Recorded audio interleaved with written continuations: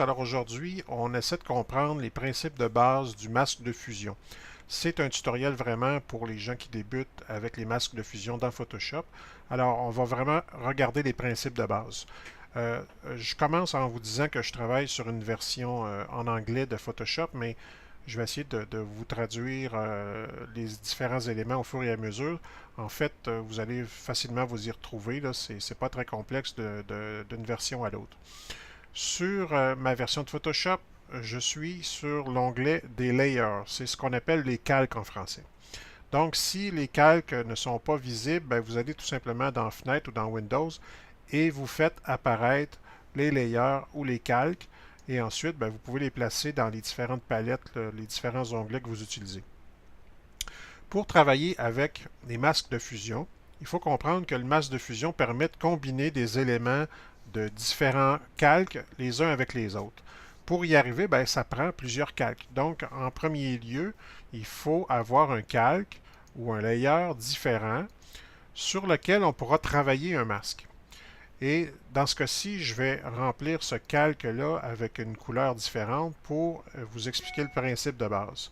Donc, si je vais chercher, par exemple, une couleur verte, je fais ça rapidement, là, ça ne fait pas partie nécessairement des exercices que vous devez faire. Vous pouvez essayer de combiner, dans votre cas, deux images différentes pour voir comment ça se comporte, puis faire des tests.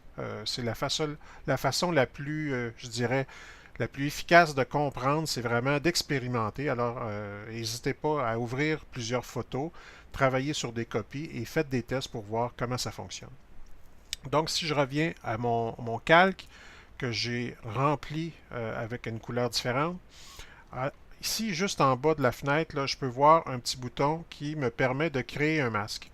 Avant ça, il faut toujours s'assurer qu'on est sur le bon calque. Dans ce cas-ci, on est sur le calque supérieur. C'est celui-là qu'on veut prendre pour créer un masque. Je clique sur le bouton du masque et là, on voit un petit rectangle blanc qui vient d'apparaître. Il est entouré d'un petit filet blanc. Ça me permet de savoir qu'il est en sélection. C'est important de comprendre le principe parce que ça se peut que vous fassiez l'erreur de cliquer sur le calque et de vous retrouver avec une sélection qui est faite sur le calque lui-même. À ce moment-là, c'est vraiment très différent et ça peut faire en sorte que ce que vous faites comme intervention ne concorde pas vraiment là, avec ce que vous voulez faire. Il faut vraiment être sur le masque lui-même pour venir faire un masquage partiel ou complet de ce qu'on veut modifier. Pour utiliser le masquage comme de cette façon-là, il faut vraiment utiliser des outils qui nous servent habituellement à peindre. Donc, il y en a plusieurs, mais dans ce cas-ci, je vais vous présenter simplement l'outil pinceau avec une brosse de taille moyenne. Vous pouvez venir changer la taille de la brosse ou le type de brosse ici.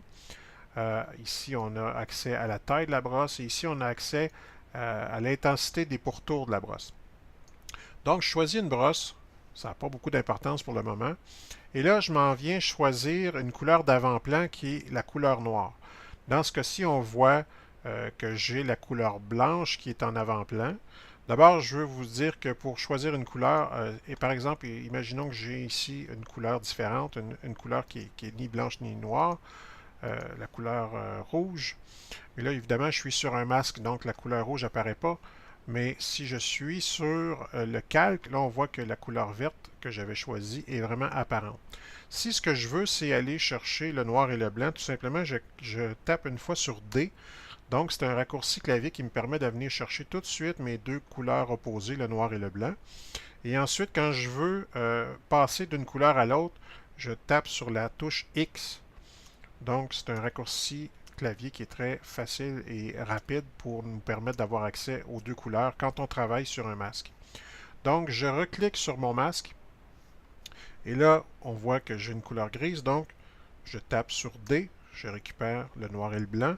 Et là, j'ai un masque blanc. Donc, logiquement, si je veux intervenir sur un masque, il faut que je le fasse avec une couleur opposée. Donc, je tape sur X et je récupère ma couleur noire. J'ai mon outil pinceau, je mets l'opacité à 100%, et puis là, je m'en viens peindre sur mon masque. Qu'est-ce qui se passe? Eh bien là, je réussis à masquer une portion de l'image qui est sur mon calque vert. Et si je regarde, par exemple, ici sur mon masque, on peut voir la portion là que je suis venu masquer en noir. Donc, si on retourne sur le calque, on se rend compte qu'il y a une partie qui est disparue, mais en fait, on ne l'a pas fait disparaître de façon définitive, parce que si on retourne en couleur blanche et qu'on est toujours sur notre masque, là, on peut voir que on revient en arrière. On peut revenir faire réapparaître la couleur verte. Donc, le masque, c'est pas une méthode destructive. C'est une façon de travailler qui nous permet de revenir en arrière sans aucun problème. On pourrait voir ça de façon concrète dans une image pour être en mesure de comprendre les avantages et les possibilités là, de l'utilisation du masque. Alors maintenant, on va regarder comment concrètement on peut utiliser un masque de fusion dans une image pour voir toutes les possibilités là, de façon concrète. Alors, j'ai ici une image que j'ai trouvée sur mon disque dur qui peut être un bon exemple parce que travailler sur un ciel, ça peut parfois être une option un peu plus facile quand on débute avec les masques de fusion. C'est souvent une des premières fois qu'on en a besoin d'ailleurs. Alors, j'ai ici une photo avec un ciel bleu, mais un ciel un peu fade qui manque de relief. Alors, je vais chercher sur une deuxième photo un ciel qui contient plus de nuages, plus de textures. Alors, je fais une sélection de la portion de nuages que je veux. Je vais la copier. Et là, je retourne dans mon image initiale. Et là, je vais coller mes nuages. Donc, je prends mon outil de déplacement. J'appuie sur Shift pour contraindre le déplacement à la verticale. Et là, je positionne mes nuages dans le haut de l'image. Alors, qu'est-ce que j'ai ici? J'ai d'abord mon image en premier plan et mes nuages que je veux combiner ensemble. Mais souvent, la question, c'est comment faire pour justement combiner ces deux images ensemble. Dans Photoshop, il y a une multitude de façons d'y arriver. Le masque de fusion, c'est une des façons que je vous montre aujourd'hui. Donc, on a vu tantôt qu'on pouvait créer des masques sur des calques séparés. Dans ce cas-ci, mes nuages sont en première position par-dessus mon arrière-plan. Je sélectionne mon calque et là, j'appuie sur le bouton pour créer un masque. Alors, j'ai mon masque de fusion qui est ici, qui est sélectionné. On a vu tantôt qu'on pouvait peindre avec l'outil pinceau. Je vais chercher une brosse qui a un contour dégradé et je vais y aller avec une taille un peu plus grande. Donc, on peut visualiser notre brosse maintenant. Et là, évidemment, mon masque est en blanc, donc comme on a vu tantôt, on a simplement à appuyer sur X. Si notre couleur d'avant-plan n'est pas le noir, on peut venir la récupérer. Et puis à ce moment-là, on peut commencer à masquer les nuages du premier calque. Et là, si on ne veut pas faire d'erreur et passer tout droit, ce qu'on peut faire, c'est que temporairement, on met notre calque en transparence. Donc, ça nous permet de venir ici avec notre brosse, venir passer tout près du rebord du pont. Et puis là, j'y vais pour enlever le plus gros. Comme ça, je fais un peu rapidement là, parce que c'est simplement pour vous montrer ce qu'on peut faire. Et puis là, je peux par exemple réduire l'opacité de ma brosse et je peux même aussi réduire ma brosse elle-même. Et puis là, je vais venir pouvoir y aller plus en précision sur le rebord du pont. Évidemment, là, je vais rapidement, là, mais si vous voulez zoomer dans votre image et y aller de façon vraiment méthodique, c'est très facile. Et ça vous permet à ce moment-là de venir faire un masquage plus précis. Je peux venir aussi masquer sur les différents arbres ici en arrière-plan.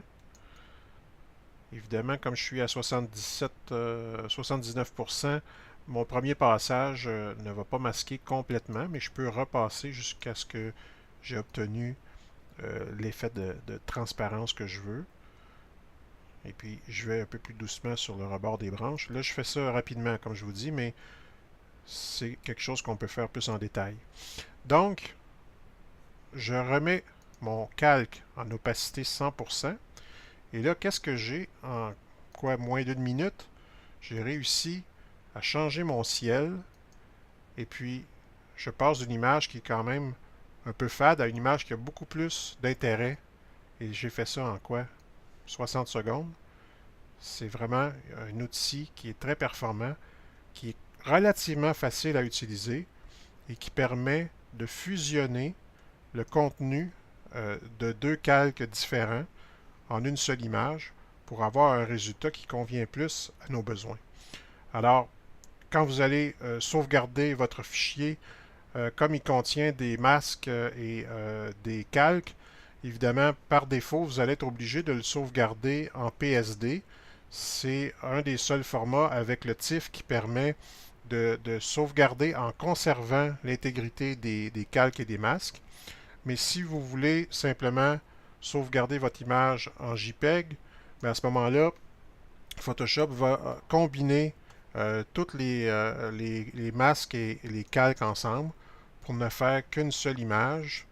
Et puis à ce moment-là, si je sauvegarde mon fichier et que je retourne sur le bureau, je me rends compte que j'ai un fichier en JPEG et ce fichier-là a simplement l'air d'une image normale. Pourtant, on se rend compte que on a combiné tantôt deux images différentes pour en faire une seule.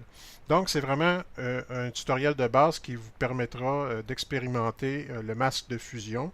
Il faut vraiment faire des tests pour s'améliorer. Il ne faut pas se décourager dès le début. Ça peut paraître un peu complexe, mais c'est vraiment des manipulations de base qui nous permettent de faire éventuellement des montages photos beaucoup plus intéressants. Alors, on se reparle dans un prochain tutoriel.